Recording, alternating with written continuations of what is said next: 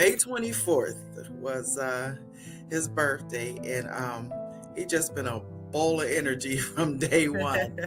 And one of the things about him, sometimes I used to always think, who am I in life? And, I have no, direction, no meaning or anything until I had that kid. It was like he just brought so much out of me, and he just showed me what the beauty of life really is.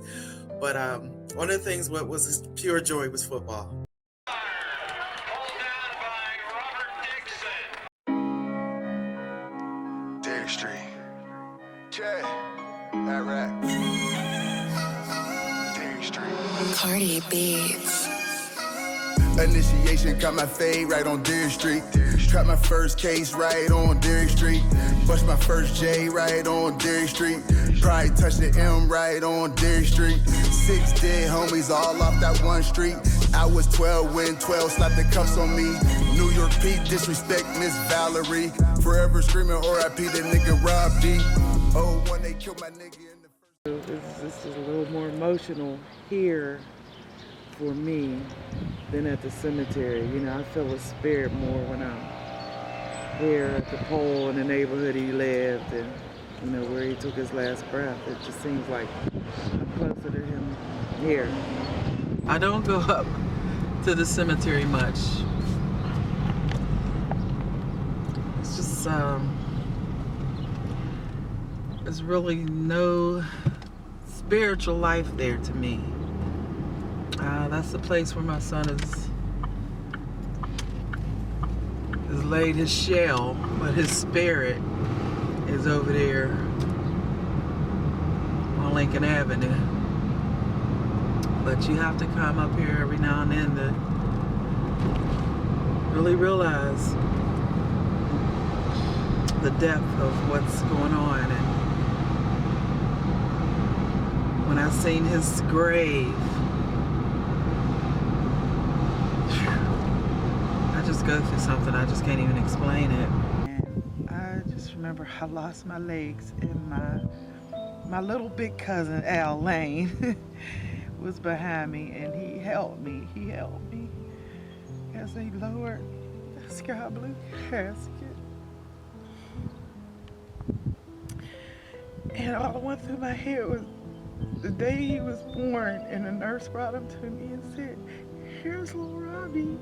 When I think of Ms. Val, I directly think about Rob. I link her to being one of the strongest black women in the city of Pittsburgh.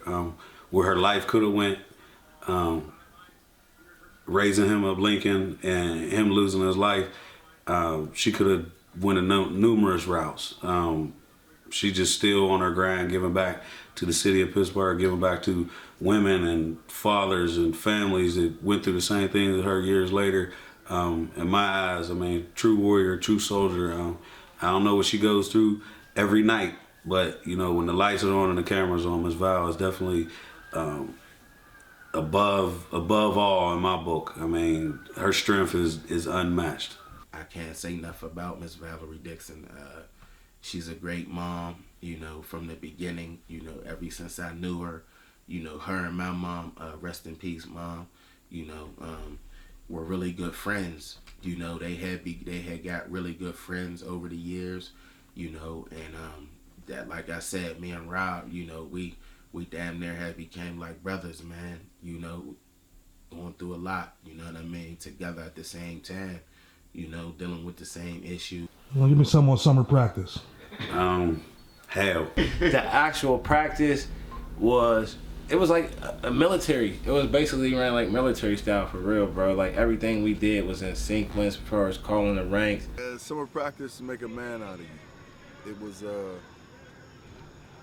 make a strong young man out of you. Summer practice. What you talking about? People scared, heart racing, don't know what to expect. Hot, heat, and it was just, you had to tell yourself, I'm tough.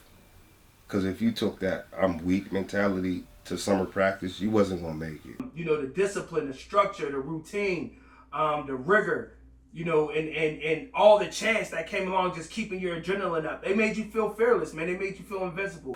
I hated summer practice, but summer practice made me who I am today. Like, I think it made a lot of Bulldogs who they are today.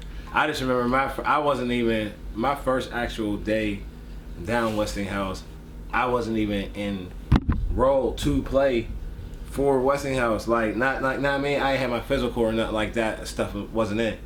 So I'm sitting on the wall watching them practice, and Speedy come over like, "Is you playing?" I was like, "Yeah, I got my physical." He was like, "Man, well, get in line, dickhead." And I'm like, "Oh, shit." So from the door, like, nah, man, I don't even know you, bro. Like, As soon as that red truck pulled up, he'll come down there with his Hawaiian shirt on. They were pulling up with that smile on his face. But the summer practice, like you said, was vicious because we had contact. That's when you seen little boys, little kids grow up to be a big boy. There wasn't no other high school football team across the country practicing like us. Coach Webb. Whatever you want to give me on Coach Webb. Coach Webb, leader of men. Coach Webb was an artist, an educator. I'm not talking about football yet. Wise man, very intelligent. He did things his way. You know what I mean? He was an old school kind of guy. Knowledge, he was full of knowledge. In dealing with Coach Webb, when it came down to classroom grades first, then he'd get into coaching.